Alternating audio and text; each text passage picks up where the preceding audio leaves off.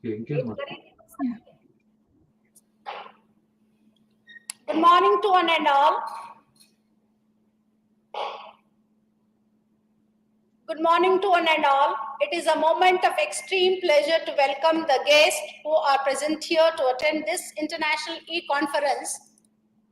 On behalf of Dr. Subhas University School of Nursing, I, the Professor Sevanti Ashok Mangoli, Principal of School of Nursing, Dr. Subhas University, I bid a very warm welcome to all the renowned speakers and participants who took at their valuable time and joined us today to be a part of this conference.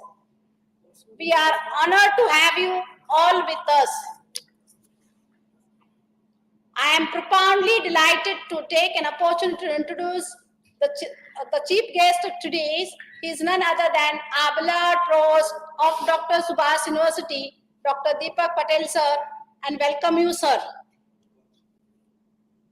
I welcome all the national and international today's speakers and participants. Once again, I welcome you on behalf of Dr. Subhas University. And now I'm handing over to our Professor Dakshis Patel, sir, to moderate next proceedings.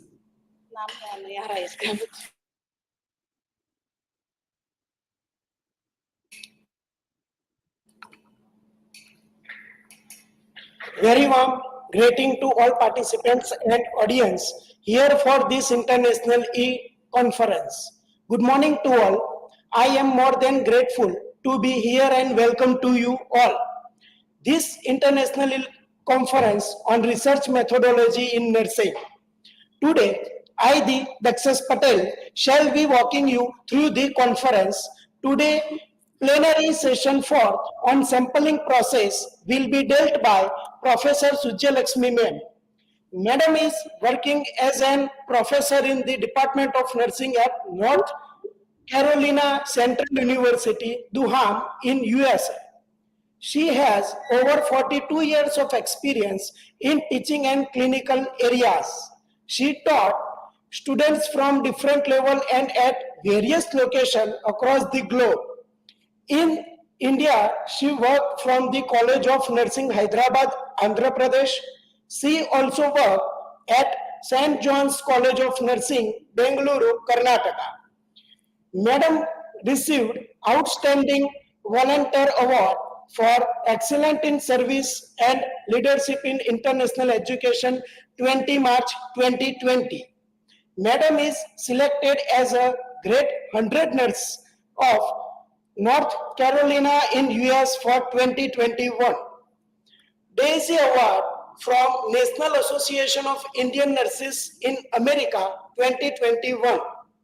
She has also published and presented in the area of HIV/AIDS, health literacy, delirium prevention and management, COVID-19 self-care management, etc.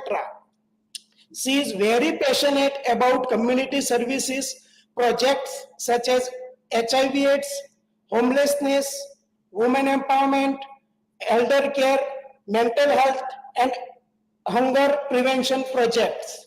I would like to invite Professor Sujya Lakshmi ma'am on StreamYard. Proceeding to you, ma'am. Over to you, ma'am. Thank you so much. Thank you so much, and greetings from North Carolina, USA. The time is 1:06 in the morning, so that's why I'm telling good morning. So for you all, it's a good afternoon. I want to thank Sravanti ma'am for giving me this opportunity, and Dr. Subhas University and all the technical staff and all the participants. I'm very passionate about sharing my expertise with our Indian community and international community. So I feel very proud and honored to be part of this international e-symposium workshop or conference. So research methodology is very important, and I'm very happy and proud that you are conducting this at the large scale. So my topic for today is sampling process. I want to introduce myself. So I work at North Carolina Central University. You can see our campus. Now it's springtime and it's very beautiful with a lot of flowers.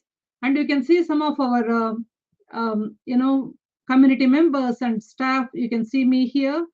And already the speaker has introduced me that I'm very passionate about community service projects. So being an Indian, I share our saris to the, for the designers. So they make some different designs out of those saris. So this is me and in the picture. And we celebrate International Education Week. So you can see different flags and different, all our, um, you know, students are dancing. So we have a lot of music. So I take the lead in celebrating International Education Week. I'm very proud of my part in my university. So not only in education, we just do overall service. So I do mental health first aid training.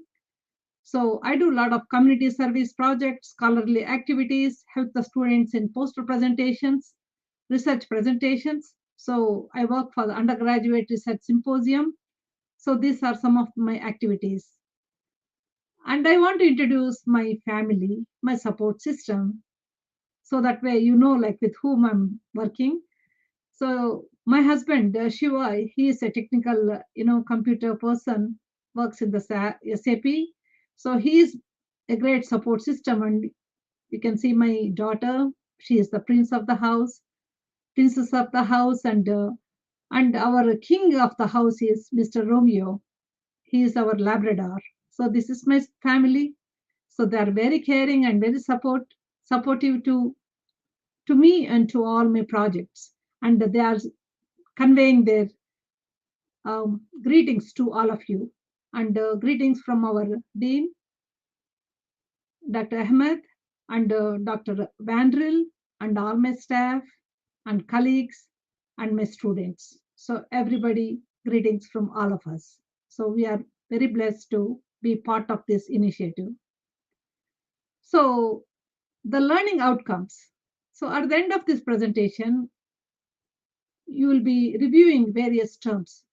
Like some of the terms which come across in the sampling process are the population, sample, sampling frame, sampling techniques, sample bias, and so many terms. So once we understand, then we need to know how to describe the criteria used in the sampling technique.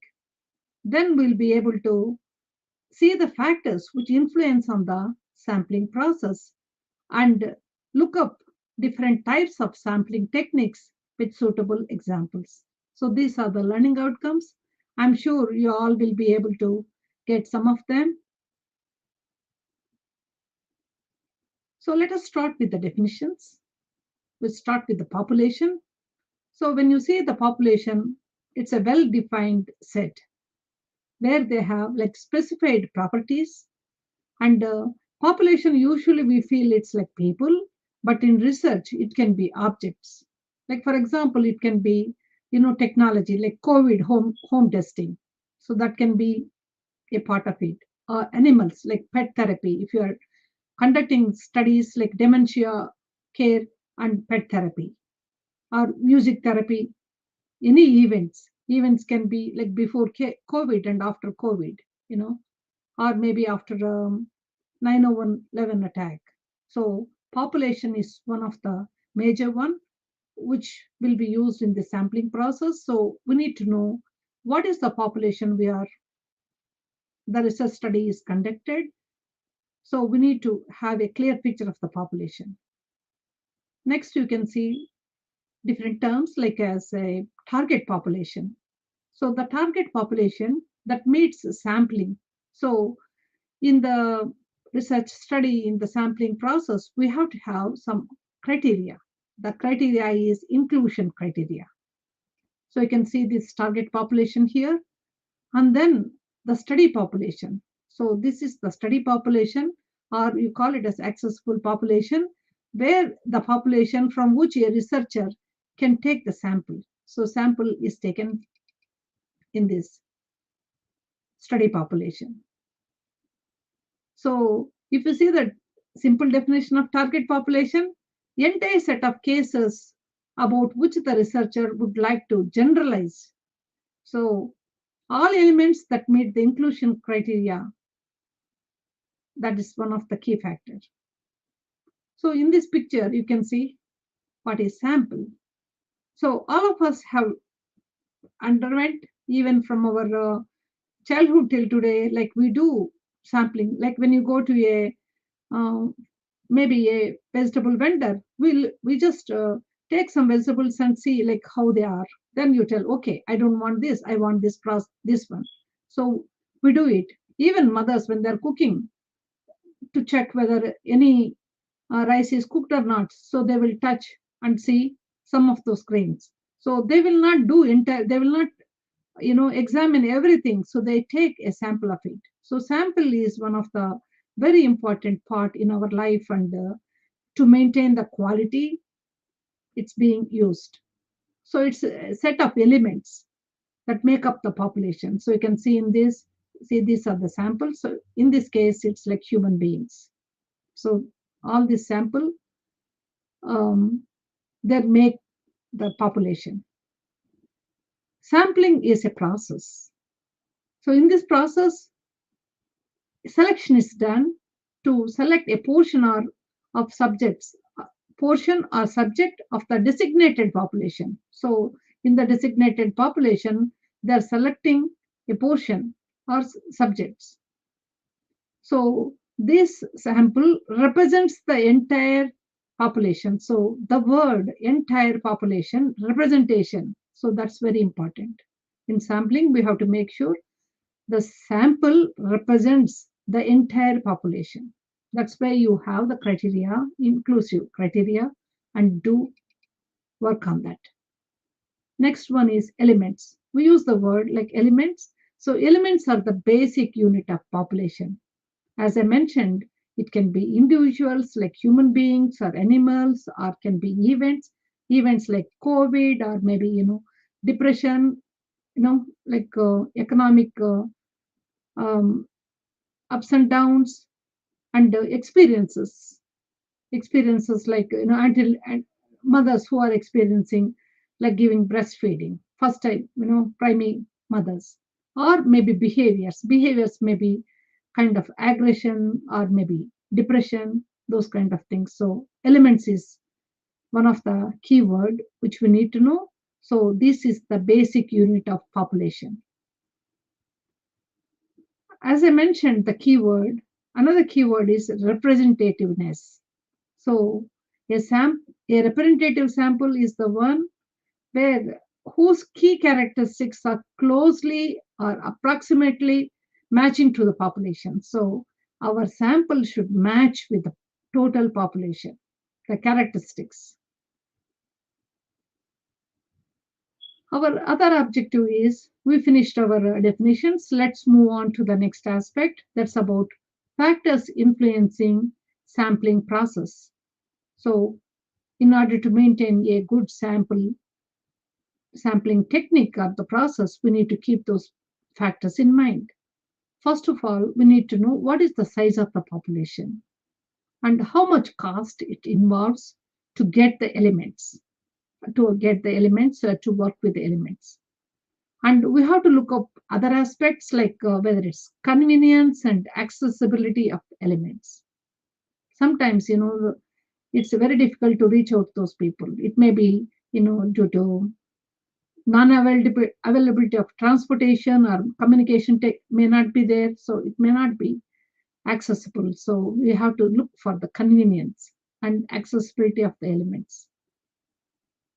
Other factors are sample size. Sample size is very important, so that's why we need to know before we conduct any study in the methodology. So sampling, when you do, how much sample size you need, what is the number. So depending on the type of the design, you learned yesterday some of the types of designs, maybe qualitative study, quantitative, mixed methods. Depending on the type of the design, you have to decide about sample size. And the type of sampling procedures, you're going to learn different types of procedures. what we use, the techniques what we use in sampling. So the procedures, depending on that, the sample size will vary. And we may use a formula used to estimate the optimum sample size. So in sampling size, we need to learn how to apply the formula. Degree of precision required, heterogeneity of the attributes, whatever the investigator is working on. Relative frequency that the phenomena of interest occurs in the population. For example, if the phenomena is occurring very rarely, then number of the size of the population should be less. If it is occurring more, then more large sample size is required. And projected cost, we need to get the best out of it, but with minimal cost. So we have to choose the particular sampling technique. So projected cost is also one of the key factors which you have to keep in mind. Other factors are, there is a rule of 30. So in each group, in the control group or maybe experimental group, especially when we are doing quantitative researches, they use the word like they have the number like rule of 30. And sometimes it may be like purpose of the study and attrition rate. Whenever we are doing longitudinal studies, there may be dropouts. People may be stopping, or maybe there may be mortality, or maybe people might have moved from the place. So there may be losing of the number. So there is a threat to the internal validity. Very key information is power analysis. So it's a statistical method used to determine the acceptable sample size. And another factor is significance level, how much you want to have significance, the alpha level. Usually in nursing studies and a lot of investigations, people may use it like 0.5 or maybe 0.01 level. And effect size, an estimate of how large a difference will be observed between the groups. I already explained about rule of 30 in quantitative studies, and I told about power analysis. It's a statistical method, what we use. Regarding quantitative research, the number is, till we get data saturation, that means we're not getting any more new information, we try to collect the data. So that's the reason we mentioned sample size differs depending on the type of study and then the purpose, the goals of the researcher. Sometimes you might have heard like we need large samples. So what are the occasions or the conditions where we need large sample size? When we have too many uncontrolled variables, then you need to have large sample. Sometimes the differences are very small and the differences in the population is very small, then you need to have a large population. When subgrouping is needed, or sometimes when you see those longitudinal studies where the dropout rate is expected to be high, so in order to have the maximum number, we need to have it in the beginning itself. So even if you lose some of the numbers, you have adequate sample size. And certain statistical studies require minimum number of responses in each cell of the data. So we have to see like what statistical method analysis we are doing it. The other key term is sampling bias. So while selecting the samples, there may be bias can happen. So it's a threat to external validity when a sample includes elements that over or underrepresented. Both cases, over-representation is not good, under-representation characteristics also is not good. Sampling error, there are different types of sampling errors can happen. So error can result when elements in the sample do not adequately represent or underrepresent the entire population. In order to reduce the sampling error, we have to increase the sampling size. The types of errors can be, it can be population specific error or selection error or the frame, sampling frame error, or it may be the non-response error. So these are the 4 different types of sampling errors can happen.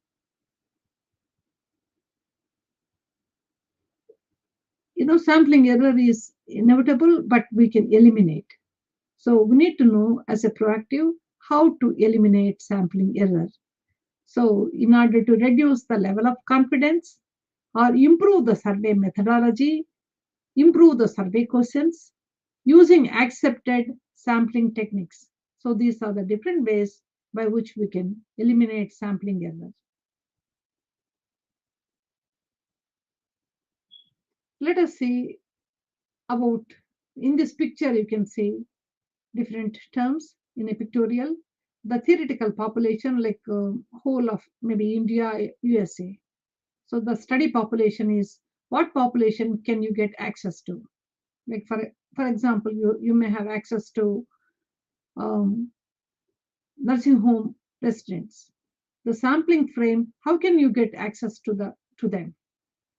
And then you have the who is in your study. Who is in your study is the sample. The frame, how can you get is the frame. What population you can get access to is the study population. Who do you want to generalize? Generalization is always for the entire population. So you can see this pictorial representation. We are moving on to the next objective. That's about types of sampling techniques. So mainly there are 2 types. One is probability, other one is non-probability. In this picture, you can see probability is the selection is done by random. So when there is a random selection is done, it reduces the bias. Whereas you see here in this picture, non-probability sampling, the elements are chosen by non-random method. So elements in the accessible population have equal chances. Look at the word equal chances being selected. Whereas in non-probability, it's chosen by non-random method. So there is a increased selection bias. So the representation is not there in the target population with the non-probability sampling technique. So this is again a pictorial graph which shows different types of sampling techniques. So in this picture, you can see the probability sampling. It can be simple random sampling, cluster sampling, systematic sampling, stratified random sampling. So we are going to learn all these things in detail. Whereas non-probability, it can be convenient sampling, quota sampling, snowball sampling. So this is the main 2 types, probability sampling, non-probability. Again, you have subtypes in this. Let us start with simple random sampling. You can see this picture in both pictures. So I want to point out, so from this is the entire population. So this is the sample. So in the simple randomly they chose the numbers like 2, 5, 8, and 10. So randomly they pick up. So when they do random selection, all the elements have equal and opportunity. So you can one can do this by creating random numbers by generator, or random tables are there, so we can get it from that. So as equal opportunity is there, representation is there, that's why the bias is very low. And you see every object or every element has equal chance and high probability of representation is there. Implementation is easy. Little drawback is there because it takes more time and it needs larger population, and one need to have entire list of the population. So entire list of the population is needed and time, but the representation is excellent, so we can generalize with the simple random sampling. Let's move on to the next one, systematic random sampling. So in this you can see, first we choose one starting number, randomly choose the number. Then from there, every nth number. It may be, in this case, it's after 3 numbers, like say after 2, next 5, then say 8, then 11. So every eighth number. Then if you're selecting in this process, you don't need to have entire population list. It's easy to prepare the implementation, but less prone to bias. Most reliable sampling technique. This is one of the most reliable sampling technique. The third category is stratified. So you see here stratified, you have the data, you have the total population, and they have chosen like number 2 here, number 10 from here, and then number 5 from this, and 8 from this. So what they have done is uh, population is divided into homogeneous strata. So randomly they selection of the data from a whole population. So that's why the sample includes specific subpopulations, facilitates comparison between them. So you can compare between this group and this group, like that, stratified. Another example is like, for example, if you're working with high school students, high school students are like from different levels, like 8th grade, 9th grade, 10th grade, 11th, and 12th. So here we call like juniors, seniors, sophomores, and freshmen. So when you work on those different groups, you work on this, stratified. The strata is divided into different, like freshmen, sophomore, juniors, and seniors. Let us see the difference between stratified random sampling and cluster sampling. So if you observe carefully, you can see from this strata, this person is chosen. From this group, this here, likewise, strata. Whereas here, they cluster them, they group them together. So from these groups, they chose this group and this group. So that's the difference between stratified random sampling and cluster sampling. If you see in the cluster sampling, population is divided into clusters that mirror entire population. They're randomly selected from a subset of clusters. So it eases the logistical issues, reduces the need for complete list of population. So they made the clusters here and here, they selected. So this is the cluster sampling. When you see in this picture, we learned 4 different types of sampling techniques, like simple random sampling, systematic sampling, where first you select the number, later on every nth number. Stratify, you stratify the data and get it. In cluster sample, you group them into different clusters. So these are 4 different types of probability sampling methods or techniques. Let's move on to non-probability sampling techniques. So this first one, what you see is purposive sampling. So it's a non-probability. Mainly, it's used for the qualitative studies. The focus of the research is to learn more about and understand the phenomenon being studied. It's not for generalization, so you can't generalize. So what they want is like qualitative studies where they want to study about a phenomena or maybe any particular experience. So when the individuals are selected, so from different, distinct groups with a purpose. So the researcher has a purpose, and with the purpose is the main focus. So they provide a lot of the inside information. So bias is minimal. It cannot generalize. You can't generalize with the population. So it's applicable to the particular purpose of the research purpose. We'll move on to the next one, convenience sampling. So if you see here, the convenience. So all subjects are invited to participate in this one. So you can't see the representation. It may not be seen. Majority of people use this convenient sampling technique. It has high probability. So whichever is convenient. Like for example, if the person is doing night work, so night duty, the nurse may be doing her research for the night staff, or maybe neighbors, or maybe a particular shift. Next technique is snowball. So when you see this recruitment of participants based on a word of mouth from other participants. Like for example, it's also called as a network sampling. So first participant will be selected. So the researcher has a criteria. So based on the criteria, the first participant is identified. Then later on, they ask the participant who else have similar kind of needs or similar kind of experiences. Thereby, based on the reference or network, more recruitment is done. So you can see this person has referred here. So this person has referred 3 more. So you can see it's a snowball technique or network sampling technique. There is another type of sampling technique they call theoretical sampling. Data collection and data analysis occur simultaneously. Mainly it's used for the grounded theory.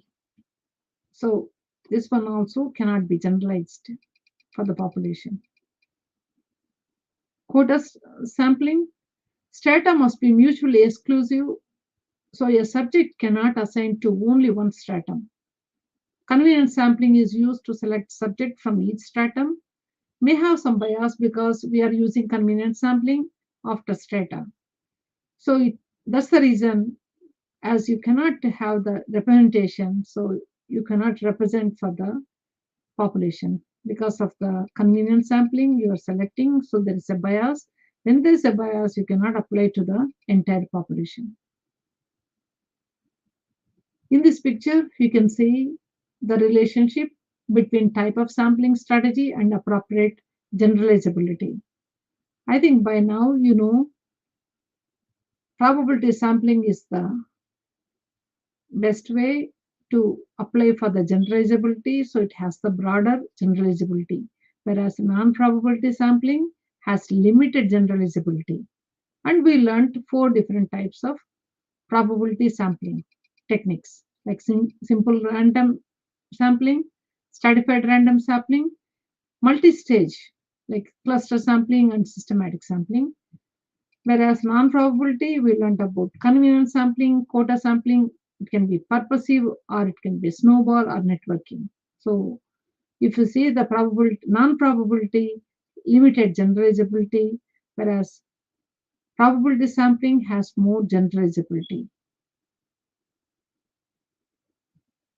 It's time for questions and any comments. Thank you very much for your participation.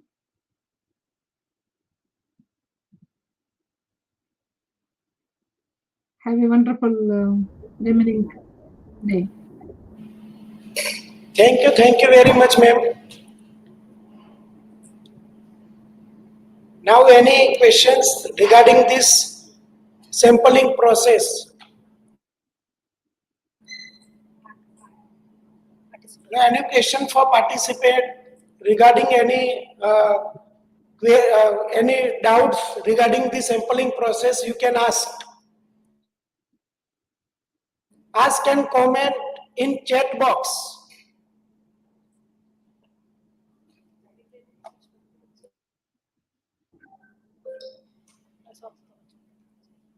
Okay, thank you very much, ma'am. Professor Sujya Lakshmi madam, for sharing your deep knowledge about the overview on sampling process with us. Your session was full on enthusiasm and valuable knowledge. Thank you very much, ma'am. Thank you so much. Have a great day. Okay. Bye. Bye, ma'am.